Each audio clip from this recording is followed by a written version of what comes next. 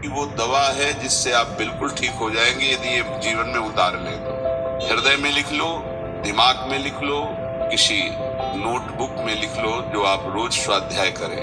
बिल्कुल विश्वास मानिए, ये 4 बातें जो बता रहे हैं ये जीवन की धरोहर है जो आपको दे रहे हैं। सदा रहो अलमस्त, नाम की धुन में हो जा मत वाला, निरंतर नाम, क्या फर्क पड़ता है। एक एक शब्द ये अमृत है, ये जीवन का सार हम आपको बता रहे हैं। मन से लड़ने की ये युक्तियां हैं जिससे साधु अपने मन को भगवान में लगाकर शांत करता है। जब आप इन 4 सूत्रों का प्रयोग करके मन को भाव में ले आएंगे तो यही मन जो आपको रुलाता है ये नचा देगा। ये 4 बातें बहुत जल्दी मन को प्रभु में लगा देंगी। अगर आप पकड़ पावे, ना पकड़ पावे तो भोगे। फिर आपका मन आपको जलाएगा, फिर आप रोएंगे, चिल्लाएंगे, भागेंगे। कहां भाग के जाओगे? जो संसार में फंसे हुए जन है वो तो भाग के यहां आ रहे हैं श्री जी की शरण में। यदि आप अपने मन को संभाल नहीं पाए तो फिर कहां भाग के जाओगे? इन्हीं की शरणागति से तो निर्विकार हुआ जाता है, निश्चिंत हुआ जाता है, निर्भय हुआ जाता है। इनके चरणों को छोड़कर कहां निश्चिंतता होगी, कहां निर्भयता होगी? पहला, बिल्कुल ये जीवन की वो दवा है जिससे आप बिल्कुल ठीक हो जाएंगे यदि ये जीवन में उतार ले तो। हृदय में लिख लो, दिमाग में लिख लो, किसी नोटबुक में लिख लो, जो आप रोज स्वाध्याय करें। पहला, जहां जहां मन जाए, जिस वस्तु व्यक्ति स्थान में, तत्काल अपने प्रिया प्रीतम की भावना कीजिए। ये राधा वल्लभ लाल थे, क्योंकि ये वो व्यक्ति पहले भी नहीं था, बाद में भी नहीं रहेगा। बीच में जो व्यक्ति दिखाई दे रहा है ये व्यक्ति नहीं, मेरे प्रभु है। वस्तु नहीं, मेरे प्रभु है। ये स्त्री नहीं, ये प्रभु है। ये पुरुष नहीं, ये प्रभु है। ये पापी नहीं, ये प्रभु है। ये महात्मा नहीं, ये प्रभु है।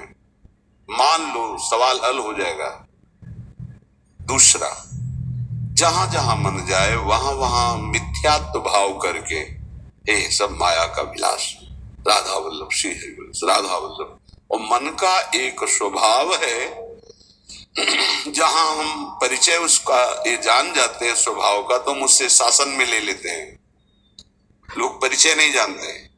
जीव ही आप जानेंगे, ये भागाते हुए आ जाएगा। इसको सेकंड में भी, कम समय में अधीन किया जा सकता है, और पूरा जन्म लग जाएगा फिर भी अधीन नहीं कर पाओगे।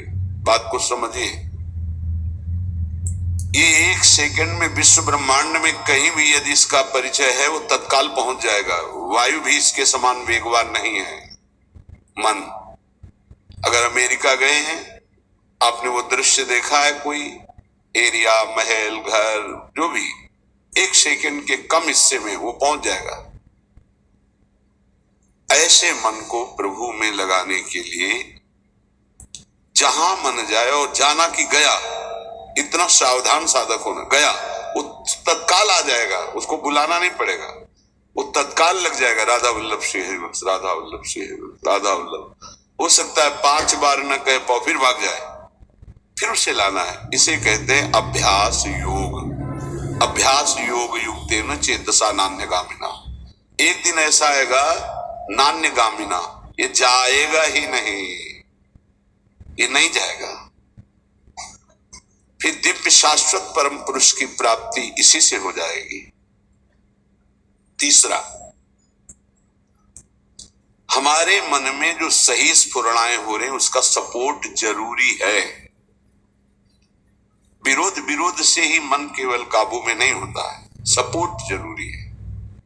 अब सपोर्ट शब्द से कितना मन प्रसन्न हो रहा है, हर्षित हो रहा है, उस बात का सपोर्ट जो गुरुवाणी, शास्त्र, संत जनों की वाणी, उसके अनुकूल वो बोल रहा है। चलो आज हम तुम्हारी बात पूर्ण कर देते हैं। वो कहता है मुझे आज मीठा खाने की बहुत इच्छा है। ठीक है, हम श्री जी को भोग पधराते हैं, नाम कीर्तन करते हैं, आचमन कराते हैं, फिर उसको पा लेते हैं। बिल्कुल वो आपको भजन में विरोधी भाव नहीं पैदा करेगा। कहीं कहीं मन को सपोर्ट करना है, वो कहीं कहीं शास्त्र सम्मत गुरु आज्ञा के अंतर्गत सपोर्ट जरूरी है, जरूरी है। बिल्कुल विश्वास मानिए, ये चार बातें जो बता रहे हैं ये जीवन की धरोहर है जो आपको दे रहे हैं। चौथी बात, जो शास्त्र विरुद्ध दोष वाली सलाह दे रहा है, बिल्कुल नहीं, बिल्कुल नहीं, बिल्कुल नहीं। जैसे वो जरूरी है सपोर्ट, ऐसे बिल्कुल सपोर्ट नहीं, बिल्कुल सपोर्ट नहीं, बिल्कुल नहीं। अब वो आपको जलाएगा। जैसे सपोर्ट शब्द से हर्षित हो गया, ऐसे बिल्कुल नहीं शब्द से वो शोकित हो जाएगा। अब आपको उदास कर देगा।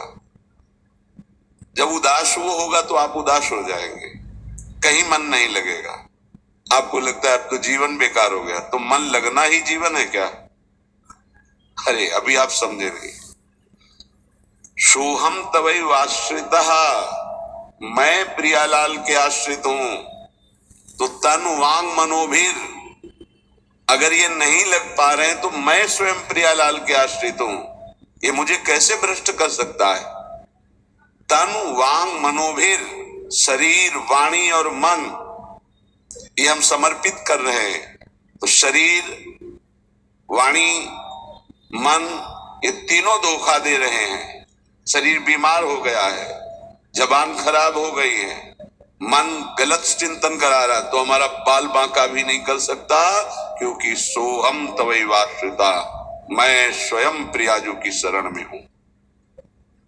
उपासक ये चार बातें नोट कर ले, बहुत ये जीवन के लिए अत्यंत लाभदायक है। जब आपका मन आपको परास्त कर रहा है, जला रहा है, वो जलन सिर्फ मन को प्राप्त हो रही, आपको नहीं। आप बिल्कुल दूर हैं, आप दृष्टा हैं, आप साक्षी हैं उसके, आप स्वामी हैं उसके। यदि आप स्वीकृति नहीं देंगे तो आपसे पापाचरण नहीं करा पाएगा। आपको डरना नहीं कि अब मन में काम आ गया, क्रोध आ गया, अब तो मेरी दुर्गति हो जाएगी, बिल्कुल नहीं। देखो देखो जरा इस पर विचार करो। क्या शरीर को त्याग देने से परम पद मिल जाएगा? दुखों की निवृत्ति हो जाएगी? क्या निर्विकारता आ जाएगी? नहीं। ऐसे शरीर को नष्ट करने वाले को प्रेत योनि मिलती है। प्रेत योनि महाभयानक कष्टदायी, जिसमें वो दरिया के समीप रहते हुए बूंद पानी नहीं पी सकता, केवल वायु भक्षण करके वो जलता रहता है। कितने समय तक इसकी कोई सीमा नहीं है, युग युग बीत सकते हैं। ये मन जिसको तुमने अपना माना, कितनी दुर्गति का रास्ता चयन करा दिया। उपासक मस्ती सीखे। अरे चाहे गृहस्थ हो या विरक्त हो, भगवद आश्रित मस्त रहना सीखो। सदा रहो अलमस्त, नाम की धुन में हो जा मत वाला। निरंतर नाम, क्या फर्क पड़ता है मन सही है या गलत, क्या फर्क पड़ता है? क्यों? क्योंकि मैं स्वयं प्रभु के आश्रित हूं। मैं सच्चिदानंद का सच्चिदानंद अंश हूं। ना मैं कभी दूषित था, न दूषित हूं, न दूषित रहूंगा, और ना सृष्टि में किसी की सामर्थ्य है कि मुझे दूषित कर सके। इंद्रियां दूषित हो सकती हैं, मन दूषित हो सकता है, क्रिया दूषित हो सकती है। अब हम प्रभु के बल से इन इंद्रिय, मन और शरीर के दोषों का नाश करूंगा, ना कि इनके अनुसार चलूंगा। ये उपासक का स्वरूप है। व्यथा इंद्रिय प्रमथन स्वभाव वाली, मनुष्य प्रमथन स्वभाव वाला, इनके मथित होने पर, मनमथ नाम है काम का, वो इनमें बैठ करके ऐसा प्रमथन करता है, ऐसी व्यथा उत्पन्न करता है कि साधक का तदात्म भाव होने के कारण वो असहनीय हो जाता है और वो गलत संकल्प और चेष्टा में उतर जाता है। इसी को सह गया सो महापुरुष। यम ही न व्यथयन्ते ते पुरुषम पुरुषर्षभ। हे पुरुषों में श्रेष्ठ अर्जुन, अर्थात वो पुरुषों में श्रेष्ठ पुरुष है जो प्राप्त व्यथा को सह जाता है। इंद्रिय मन के द्वारा विकारात्मक पीड़ा को बिना किसी से राग द्वेष की चुपचाप सह गया, ये भगवान की विशेष कृपा उस पर। हमारा मन क्या बुद्धि के साथ सोचवाता है कि जब हमें जो काम सताया, लोभ मोह ममता जो भी, हमें वो तत्काल मिल गया और हम शांत हो गए तो सौभाग्य समझते हैं। दुर्भाग्य है उस उपासक का जो चाहे और उसको प्राप्त हो जाए, दुर्भाग्य है उसका।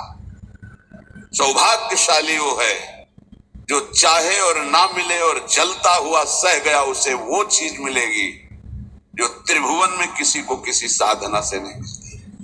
यम ही न व्यथयन्ते ते पुरुषम पुरुषर्षभ शम दुखा सुखाधीरम स्वमृतत्वाय कल्पते। वो अमृत पद का अधिकारी हो गया, वो अमर हो गया, अविनाशी हो गया, वो अविनाशी पद में आरूढ़ हो गया जो इस व्यथा को सह गया। व्यथा को सहने वाला वही होता है जो व्यथा का दृष्टा बनता है, भोगता नहीं। तुम दृष्टा हो, बात समझिए। आपने देखा आपका मन गलत चाह कर रहा है, ये आपने देखा, आप में नहीं है, मन में है। पर कहने को होता है कि मेरे मन में दोष आ गया, लेकिन मेरे मन में नहीं, वो मेरे में आ गया, मैंने स्वीकार कर लिया। यही दुर्दशा है माया के द्वारा की गई। इसी का नाम जड़ चेतन ग्रंथि है। यही चिज्जड़ ग्रंथि है जिसका नाश करते हैं वेदांत के द्वारा, भक्ति के द्वारा, योग के द्वारा, कर्म योग के द्वारा, सत्संग के द्वारा, शास्त्र स्वाध्याय के द्वारा। आपको विविध शास्त्रों का सार 5 मिनट में मिल गया। जो जीवन भर प्रयोग किया गया शास्त्र स्वाध्याय करके संतों की कृपा से, वो 5 मिनट में मिल गया। अगर इसे स्वीकार कर लें तो बहुत जल्दी आप महात्मा बन जाएंगे, चाहे गृहस्थ में हो या विरक्त में। महात्मा का संबोधन स्थिति से है, बाहरी किसी पद पदवी से नहीं। स्थिति होती है, उसे महात्मा कहते हैं। महात्मा शब्द भगवान के आगे भी लगता है, महात्मा श्री कृष्ण, ऐसा कई बार महाभारत में संबोधन हुआ। महापुरुष भगवान को कहते हैं, वंदे महापुरुष ते चरणारविंदम। जो भगवान में तन्मय हो गया वो महात्मा, जो भगवान में भगवत भाव को प्राप्त कर लिया वो महापुरुष। अर्थात भगवान और भगवान के जनों में अभेद स्थिति हो जाती है। अगर ये आज जो चर्चा हो रही इसको आप अपने जीवन में नहीं धारण कर पा रहे तो दुर्भाग्य है, जलोगे, रोगे, परेशान कर देगा तुम्हें मन। इसको बहुत बार सुनना। एक एक शब्द ये अमृत है, ये जीवन का सार हम आपको बता रहे हैं। मन से लड़ने की ये युक्तियां हैं जिससे साधु अपने मन को भगवान में लगाकर शांत करता है। जब हमारा मन भगवन्मय होने लगता है तो उसमें भाव का प्रादुर्भाव हो जाता है। फिर ये जो अभाव है इसी से कामनाएं प्रकट होती हैं। शब्द को पकड़ना, मन में सुख का अभाव ही भोगों की कामना पैदा करता है। मन में भगवत भाव ही निर्विकारता की स्थिति प्रदान करता है। जब आप इन 4 सूत्रों का प्रयोग करके मन को भाव में ले आएंगे तो यही मन जो आपको रुलाता है यही नचा देगा। पायो जी पायो मैंने राम रतन धन पायो, नाच पड़ोगे कि वस्तु अमोलक दी मेरे सतगुरु, निष्दिन बढ़त सवायो, रात दिन आनंद बढ़ रहा है, सदगुरु ने निहाल कर दिया। किसी को ऐसा लगता हो कि हाथ रखने से ये विकार नष्ट हो जाते हैं, आज तक हमने कहीं शास्त्र में नहीं पाया ऐसा, कई संतों से ऐसा नहीं पाया।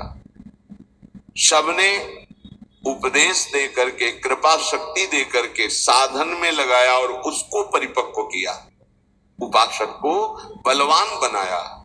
अगर ये आशीर्वाद से होता तो उपदेश ना देकर सबके हाथ माथे पे रख देते, भगवान सबका मंगल करे, सब निर्विकार हो जाएं। कभी ऐसा नहीं हुआ है, ना ऐसा हो सकता है।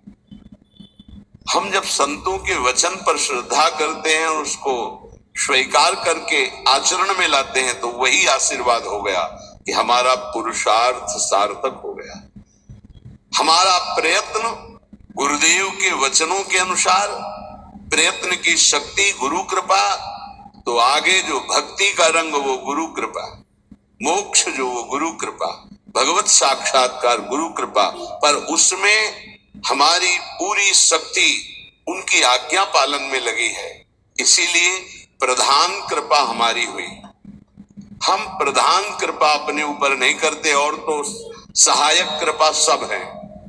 भगवान की कृपा मानो देह मिला, सत्संग मिल रहा है।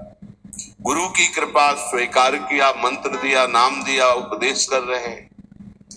शास्त्र कृपा हमें सुलभ मार्ग, भगवत मार्ग, उससे नाना प्रकार के बचाव पक्ष की बातें, उसमें आसक्त होने की बातें दोनों बताई गई।